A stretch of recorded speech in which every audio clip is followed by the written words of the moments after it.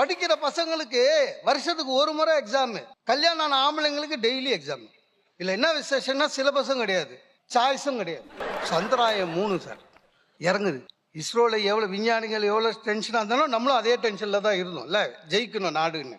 அது இறங்க போகுது. என் ஒய்ஃபை குறுக்கால டக்குன்னு வந்தான்.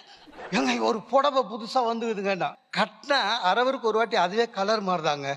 2,80,000 ரூபாவாம். லேண்டரை விட்டேன். இறங்கினா இறங்க கட்டினா போகுது. அப்புறம் சொன்னேன் அது வேணாம். அப்புறம் எல்லாரும் உன்னை பச்சோந்தின்னு வாங்க. என் ஒய்ஃப் நல்லா கோலம் போடுவாங்க.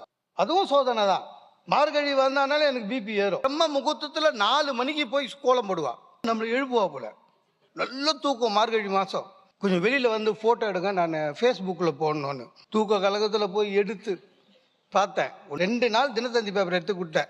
கோலம் போடும்போது ஒரு அம்மாவோட கழுத்து செயின் அறுத்துன்னு போயிட்டான்ல, அது எப்படியும் 10 நாளைக்கு ஒரு வாட்டி வருது.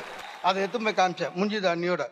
என் ஃப்ரெண்டுங்க ஒய்ஃபோட காரில் போனால் சைக்கிள்காரன் இஷ்டம். சைக்கிள்காரன் எழுந்துக்கிறதுக்குள்ளே என்ன பண்ணா இவனும் ஒய்ஃபும் கீழே இறங்கிட்டாங்க. சைக்கிள்காரன் திட்டணும் நியாயமா. என் ஃப்ரெண்டு என்ன பண்ணான் டக்குன்னு, சார் சாரி சார் மேடம் ஓட்டின்னு வந்தாங்க இடிச்சிட்டாங்கன்னு.